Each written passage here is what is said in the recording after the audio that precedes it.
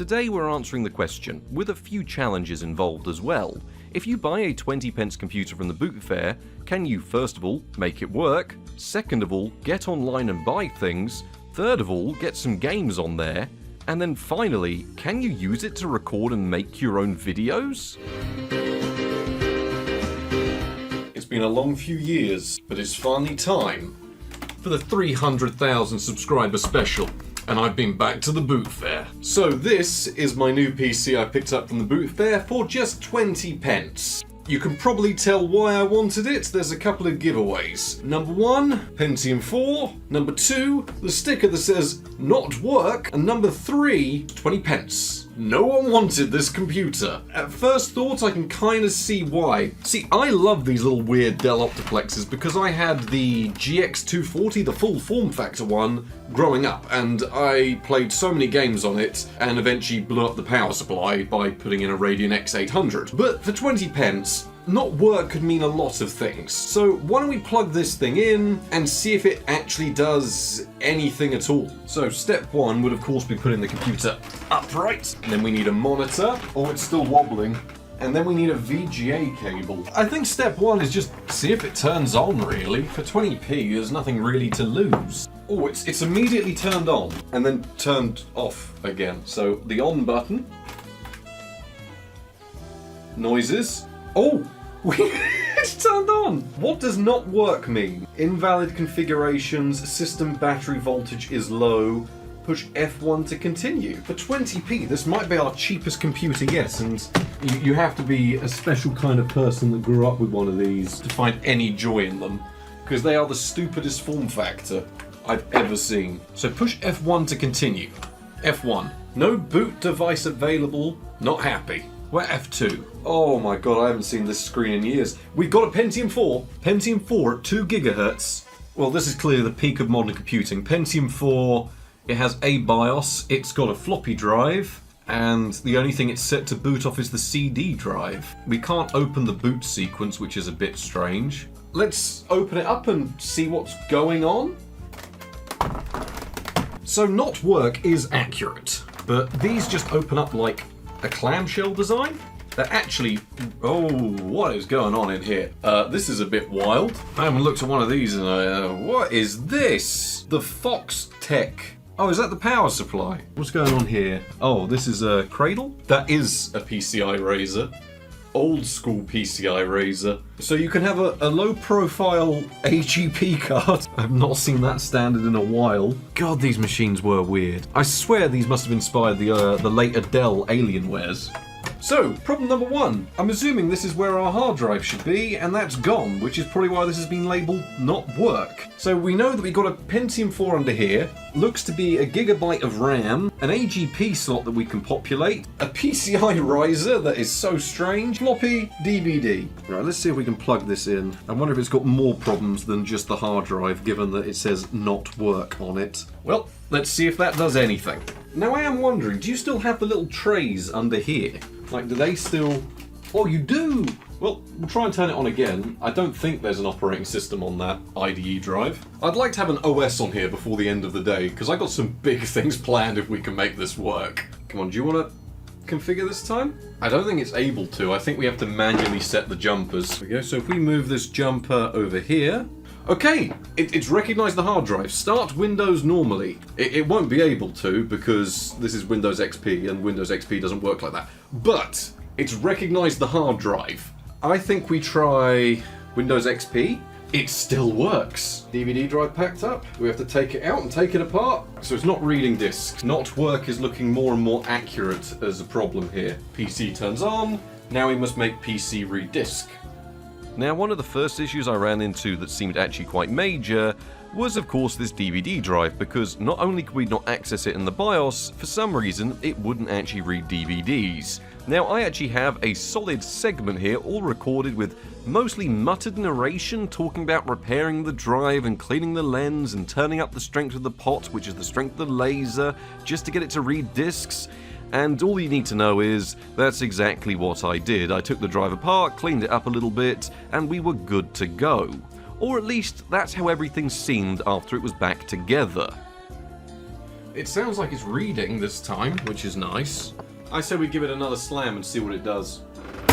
The hard drive, it's doing something now. I've managed to enable it in the BIOS with great difficulty. So as you can see, we've got pretty much no control. It skips over most things. We can't do much at all in the BIOS. But with enough difficulty, I was able to get up to the boot sequence by going all the way down to the bottom, then holding up and stopping at the last second. And then if you hold down Enter, it flashes crazily until we can access it. I've then enabled the IDE drive, which is now reading properly after cleaning the lens. When we go back to the start, so now if we push 3, spinning up, boot. Oh, step 1, we are actually at the Windows installer. All it's got to do is make it through this. Let's give a quick recap. What we've had to do, add in a hard drive, change the jumpers around, makes sense. Then we've had to take out the DVD drive that was in here, disassemble it, clean it, turn up the pot on the laser. It is now reading discs. After doing that, enabling it in the BIOS with great difficulty, and we are now finally at a Windows install. And this is why you don't buy 20p computers. Or it's why you do buy 20p computers. See, I can't tell why it's being funny. Maybe it's BIOS corruption. That's not exactly unheard of on a machine of this age. But hey, we got a Pentium 4 in a quirky case. I think we might have nearly installed Windows on this machine. I have not seen the Windows XP install screen look like this for probably a decade, probably over a decade now. Right. When was the last time you saw Windows look this bad? Oh, look at Bliss. Bliss has seen better days. 4-bit colors. So we've got a Pentium 4 at 2 gigahertz, 256 megabytes of RAM. Can I find a graphics driver for this? Do they exist? 4-bit at 1 hertz is what we're doing. We shall try and get some drivers. So it does appear that Dell, even for a 24-year-old product line for a 23-year-old computer, does actually still offer full support, and you can even put in the product or serial key and it will take you to a page with all of the latest available drivers for different versions of the operating system. In our case being Windows XP, it was quite the trip back seeing what options you could have got with this computer, as you could have specified this with both the Radeon VE, because it was cheap and offered dual monitor support, all the way up to a Matrox graphics card if you were using this for proper media center business use. In our case though, we have neither of those. We have Intel Extreme Graphics 2, which they do at least provide okay drivers for. And then I went ahead and grabbed the rest of the drivers like the LAN driver, the sound drivers, even things down that I didn't need like a Roxio burning compatibility program, just because I've not heard that name in so long. So within no time at all, we had the machine all set up and working with all of the latest and up-to-date drivers. And some of them were certainly a bit strange to install, opening up web pages that made you go through the install process with these weird temporary files stored as internet files. It certainly was a bit of a wild ride, but within no time at all the machine was all ready and working, which brings us round to the next part of the challenge.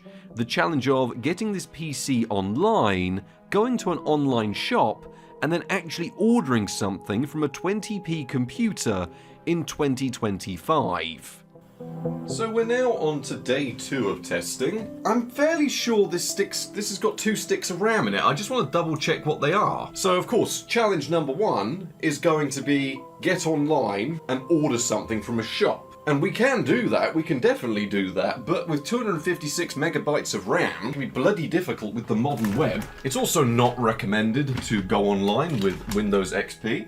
But we're going to do it anyway, because it's about the best operating system this can run. So let's take a look at what RAM we've actually got. 1 gig DDR that isn't plugged in properly, and then the 256 it's actually booting with. So we do actually have 1 gig. I was right. Yes, the amount of system memory has changed. So what web browser are we going to use? Can't use Internet Explorer. Internet Explorer is a terrible idea. So that gives me a few ideas. We can use a fork of Chrome, which will be intensive, but it'll work. We can try an older browser, which may have compatibility and definitely security problems. Or 3, I guess we could try an old version of Firefox, but even then we run into the same issues there. Because that's challenge number 1. Get online, order something. Now I believe I've got a couple of leftover resources on here. The Alec-Moga sketchy USB adapter does support Windows XP, so let's bring that forward. You can tell it's good because this is the install screen. One of my best sketchy purchases I've had recently. I don't think MyPal was the browser I'm thinking of.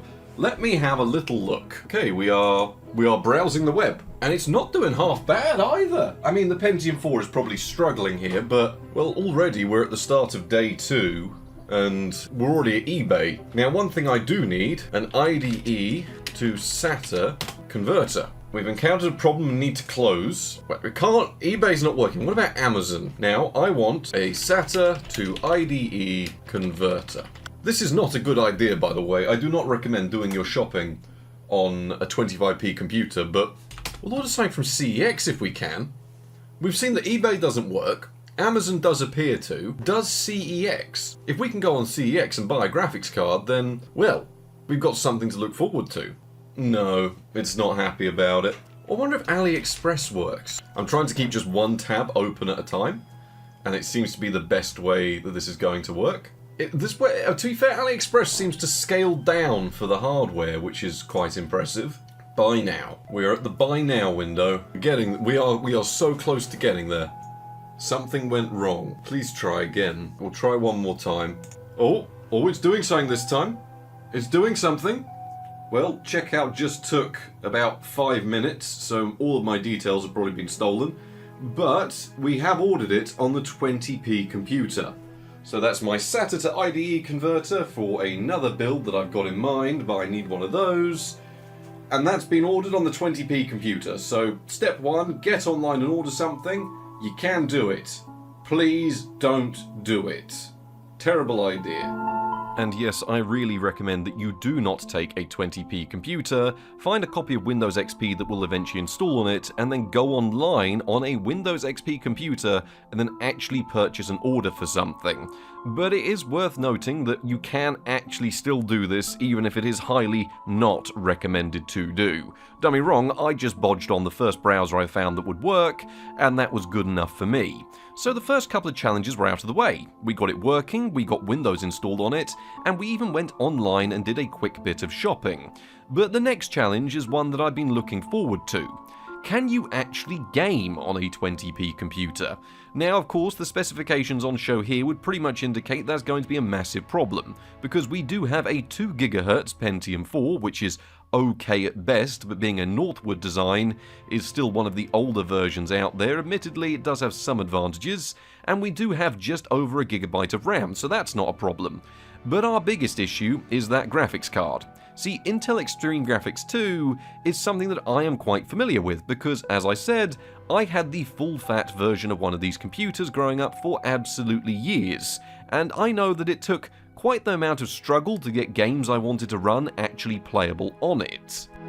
So why am I doing so much complaining about the Intel Extreme Graphics? It's got the name Extreme in the title, surely gaming shouldn't be a problem, and we've seen bad systems before, but we've always managed to get them to do something. I mean, look at the 25p computer from years ago. Well, that still had an integrated Radeon chip that at least supported basic DirectX 9. See, the Intel Extreme Graphics 2, despite coming out at a similar age to that PC, in fact it came out around late 2003 if my memory serves me correctly, well, it came with 2 pixel shaders, 2 TMUs, 1 ROP, and that is about it. Its memory is shared with the system, which causes a major detriment to the bandwidth it has available, and admittedly I did think it hijacked into the AGP bus or something like that. It had some clever workings going on to try and make it better, but a lot of it came down to the fact that Intel managed to cram these into as many PCs as possible because they could, give a display. That's about all they were good for. It claims on paper that it could at least support DirectX 7. It can, but most of this is very questionable at best. Most of the time games will opt to use an OpenGL or a DirectX 6 mode if they can, so that really does restrict down to what you'd think could run on it. Fortunately, as I said though, you are dealing with someone that grew up with one of these and knows exactly how to make these things try and do something, because there are a few tricks you can use to get games you wouldn't think running, and sometimes you actually get a little bit of good performance out of them. So without wasting too much time, why don't we move on to our next challenge? How much gaming can you actually do on a 20p computer, and should you actually go ahead and try it in the benchmarks? Starting off the benchmarks, we have Command & Conquer Generals, which with a few tweaks to the config file will actually let you scale the game down to 640 by 480, which does actually bring a noticeable jump in performance from 10 FPS to 13 FPS. But given that the game's actual speed is tied to the frame rate, that is actually quite the increase in playability and something I wished I knew about years ago when I used to play Command & Conquer Generals on a system like this. As much as the average at 13 FPS is pretty terrible, because the game doesn't seem to lag, it just slows down, it is quite playable, just you're going to be playing in slow motion rather than at full speed. So yes, Command & Conquer Generals is playable, it just looks terrible, has some UI glitches, but works better at 640 by 480 than I've ever seen it do before on an Extreme Graphics 2 chip. In slightly better news, Half-Life 1 did actually run okay and weirdly worked best with the direct 3D rendering options, rather than the OpenGL options or software options which both left a little bit to be desired. The frame rate still wasn't amazing given that we were in the 640 by 480 resolution in a game that came out 5 years before this integrated graphics chip existed, but it was at least playable. So for the most part you could get through virtually all of Half-Life 1, in fact you could probably play the entire thing through here, and you'd be seeing anywhere from 50 to 70 FPS most of the time. Occasionally it could drop slightly beneath this, but that was very rare and mostly when you're in large expansive areas, which don't tend to exist so much in the original version of Half-Life 1. But one of the big ones when it comes to optimization is Half-Life 2, so is there any way to make it work here on the Dell Optiplex? Well, I did spend a good chunk of time tweaking around with the config file, and it does seem that you can get the game almost playable, and that is a very questionable almost there, with 16 FPS on average and 1% lows down to 5 FPS with very low settings and a tweaked config using DirectX 6 in 640 by 480, which is quite the mouthful to say. There were certain instances where the game felt absolutely fine, I mean you were playing between 20 and 30 FPS. But it was when the game was calling on a lot of objects being drawn in, you'd see the game drop down to around 5 to 10 FPS. So you can make your minds up on whether this is playable. It certainly had a unique look to it, and that's the only thing you can really get away with saying is definitive about the experience here.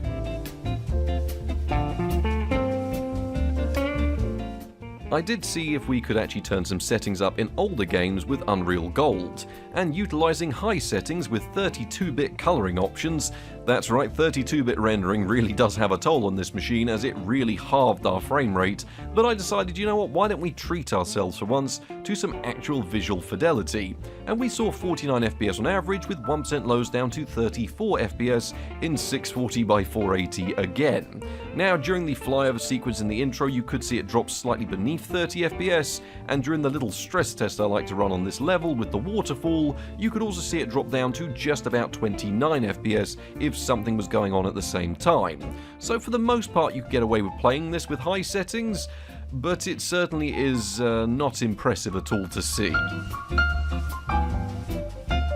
Now you might be looking at this benchmark in the bottom left and thinking Counter-Strike 16, surely it's Counter-Strike 1.6. Well, not according to the weird download of this game that I found on a Spanish website that still offered a completely offline and standalone version of Counter-Strike 1.6, but it's called Counter-Strike 16. And I say offline, you can play this online, which is very strange. It all installs from a single exe file, and we saw 25 FPS on average, which was actually quite controllable in places, and I was telling everyone in the chat that I'm on a Pentium 4, my PC is bad, and I'd be way better than them if I had a good computer, which they weren't all too happy about.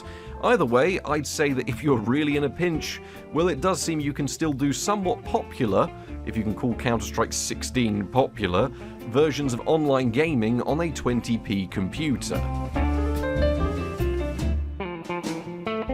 I cannot remember or where I got this weird repack of Tony Hawk's Pro Skater 3, but given I installed it, I thought, you know what, why don't we have a go seeing if it can run what is actually a game from sort of the era this PC came from.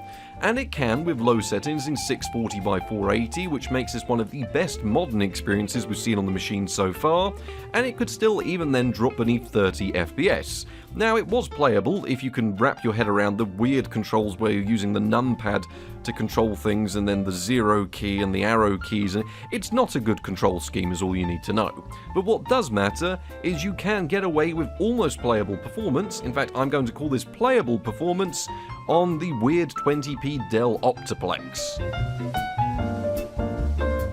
Now, there is no way at all this machine should play Halo Combat Evolved. It is far too intensive for this machine. But it does seem that Intel at some point with their extreme graphics chips pulled off some weird driver trickery knowing that people would want to play this game. And I have never seen it look this bad with low settings. There is definitely something happening behind the scenes with the drivers telling it to reduce the quality further down than it should be possible to go. I didn't know it could look this bad. But in return for these awful settings, we did get a game that was controllable and playable. Now, seeing 30 FPS was a godsend at times, and you wouldn't be seeing it often, and there was a weird discoloration happening on a lot of the NPCs and enemies where they just didn't look quite right. But either way, Halo Combat Evolved, you can actually get away with playing it both single player and multiplayer on this 20p Dell Optiplex. And it seems weird to thank Intel for providing these settings for us. In what should be best described as a crime to your eyes is Mount & Blade Warband, which is never the most pretty game at times, but it is a modern game, running with the lowest settings possible in DirectX 7 in 640x480, and still not managing to hit much more than 20 FPS. Although this was in a larger battle, we did have the battle size turned down to its very lowest, so it's quite odd to see reinforcements come in when I'm doing the benchmark. Either way, to make sure it was playable, because I want to give this a playable rating, I actually completed the entire battle and we won. So Mount & Blade Warband is actually playable. It's not going to be a fun experience, it's not going to be a good looking experience, but it is a controllable experience, which, given how badly most things are performed, controllable is playable on this system.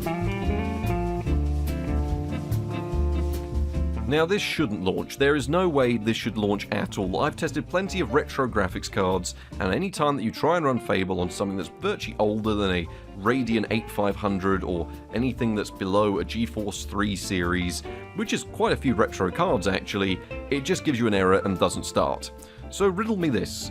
Why do these Intel drivers pull some sort of trickery where the game no longer lets you change the settings properly because it's already decided what settings it's going to use and then launches the game? Now, it is not exactly playable at all, where the world is mostly invisible beyond distant objects and NPCs, your average frame rate will be 9 FPS, and your 1% lows will be down to 5 FPS.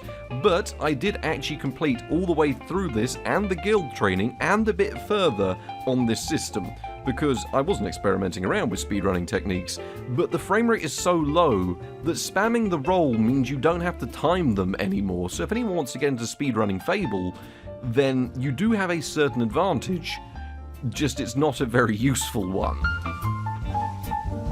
Sid Meier's Pirates seemed like it was going to be absolutely fine. With low settings, it's never going to look pretty, but it crashes. There's no fix for it. I tried different drivers, I tried different fixes, I tried different versions of the game, because Sid Meier's Pirates, great game, should be able to run fine with that average frame rate, it was controllable. But no, Sid Meier's Pirates is just a complete crash fest on a system like this, which makes no sense given that Fable The Lost Chapters before it was completely steady, so no clue what you want to do about that. When you roll things back to older titles that really do put a lot more strain on the processor rather than the graphics card, we had Tomb Raider running with the high settings in 640x480, and we saw 29 FPS on average, which was mostly 30 FPS because it would only ever drop the frame rate down when you were in larger open areas. It was actually quite controllable if you can wrap your head around the awful PC controls for this game, and it actually looked quite nice. So Tomb Raider, I'm going to say, is fully playable on the system, just it's ridiculous that even on a game that's from, 1994? 1995? We are still dropping frames in places. But then again, it was never optimized for Windows XP, and it is at least playable, which is something. Roller Coaster Tycoon 2 launched with the default settings in 1024x768, and given how much we've been seeing resolutions that were a lot lower than this, in fact I think this is our first benchmark that wasn't in 640x480, I kept it with these settings, and even then there was a bit of lag, but it was nice just to see something that was slightly higher resolution. Now 30 FPS was what we saw on average, but you could drop down to the high teens if you were zooming out fully and going backwards and forth across the map, because it's loading in so many things and it's an old computer. But when it comes to Roller Coaster Tycoon 2, well, you're going to see it being absolutely fine on even a basic system like this. Now, Deus Ex is one of those games that I've been meaning to get around to playing for absolutely years, and even then I've been meaning to benchmark it as well, because it is frankly a really good looking game for its time. And it told us that it wanted to start with high settings, and I thought, well, that seems a bit optimistic, but apparently no, it does detect the Intel Extreme Graphics 2 as a card, and decides that yep, this can run it with high settings. And even then, it ran perfectly fine, which was the first time we saw something say it's going to run with high settings and actually decide it will work with high settings. We saw around 40 FPS on average and 1% lows down to 32 FPS. In a lot of ways, the performance was very reminiscent of that of Unreal Gold, which does make a bit of sense, they're from a similar era, so Deus Ex was surprisingly playable, and maybe I will eventually get around to playing it.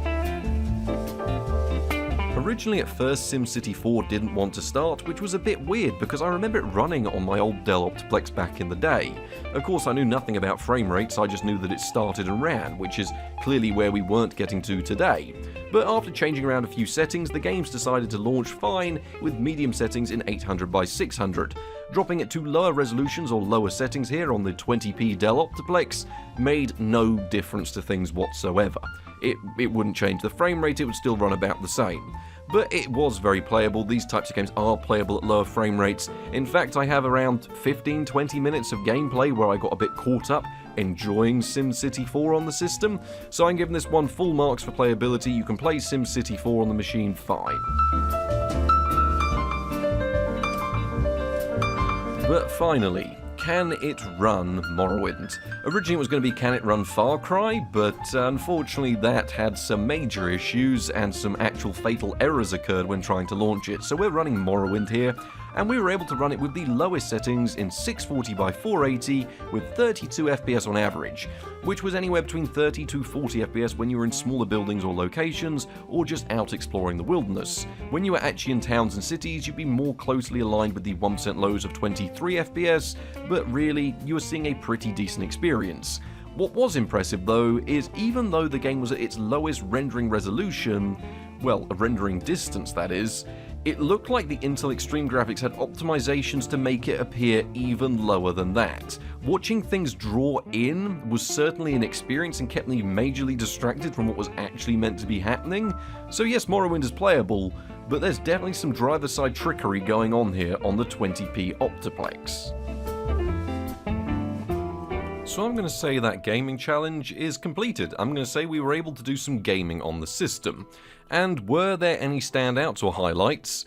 Well, SimCity 4 for being just how I remember it running and playing it exactly the same way I did back in the day on a Dell Optiplex very similar to the one I used to have, which is probably why it's the longest benchmark I recorded out of the entire suite. The other one I'd have to say would have to be Counter-Strike 16, which is that little reminder that there are people out there in the world still using basic systems like this, and that is probably the best option for a multiplayer gaming experience you've got out there. Yes, it is installed off a sketchy.exe file I found randomly on the internet in a language I couldn't understand. Well, I could understand enough of it to comprehend that it didn't look as much like a virus as it should have done. But at the end of the day, we did still manage to do some gaming. Now, the big handicap was still that Intel Extreme Graphics 2, and maybe at some point we will chuck a better graphics card in here or something and just see what this system can actually do with something it could have had as an upgrade, take the Radeon VE for example. But there's still a decent chunk you can get away with playing on this machine. It's just most of what you will want to play is not from the era this machine is from, it's from a good 5 to 6 years prior. But I'd say, yep, I'm going to call that challenge completed. We did everything from single-player experiences all the way through to multiplayer experiences on the 20p PC. Was it good? No. Did it run well? Also no. And it's also worth noting, I'm not going to do a segment on it, the image quality from the Intel Extreme chip when you are using 3D graphics, is downright appalling. You are seeing the capture card quality, but don't worry, it is equally as bad when it's being displayed on the monitor. So yeah, you can do it, it's just not going to look great or run great. But that's not our final challenge. No, our final challenge today is to not just film a video on the PC, but also to edit an entire video on the PC. So I've managed to go and do that, and it was a monumental pain, because when you think screen recording software in the modern day, well, you fire up OBS, I'm using it even for this video to record the capture card, it makes sense. But back on Windows XP, software like that doesn't exist. You're stuck with your unregistered Hypercam 2, your fraps eating away your CPU usage and halving your frame rate, or some of you may remember this from a really cheap laptop that I bought years ago on the channel, where we used a program called DxTory. Now, it's a bit of weird software, and it's not one that I'm all too familiar with, but I did use it years ago. And it works in a very similar fashion to OBS, where it captures your program, and you can configure around what kind of API is going to be dealing with it, and what kind of compression software you're going to use, and you can actually tweak it down to be quite lightweight, especially on this older hardware. So I managed to track down the latest version of it, which has actually been updated since I made my video, and it still supports Windows XP with some additional features. So in terms of recording software, well, we managed to find something that would work, and work was something it didn't want to do. After enough tweaking around with what kind of capture setups would actually work, we did manage to eventually get some footage. Unfortunately, I was originally going to do Counter-Strike 1.6, or Counter-Strike 16 in this case, but it just would crash the entire system every time I went to record. It didn't matter how I set it up or how I went going about it, we just simply couldn't get any footage of it. Where we could get footage though, was in Fable The Lost Chapters, and for some reason it worked better if I kept fraps open recording the frame rate in the top left, disabled the overlay, and then let it record over the fraps window, which worked out more lightweight than fraps, and also in slightly better quality. But none of that matters because we managed to actually get some footage from the PC itself. So what are we going to do with it? Well, we need to do some multi-layer, proper editing, Pentium 4 style on Windows XP. And this one really wasn't a difficult decision for me because Serif Movie Plus, the editor I actually use, still supports Windows XP. And fortunately, despite the fact you can't activate it anymore, I reverse engineered it enough that I can activate it again, so it's no chance I'm giving up this editing software anytime soon.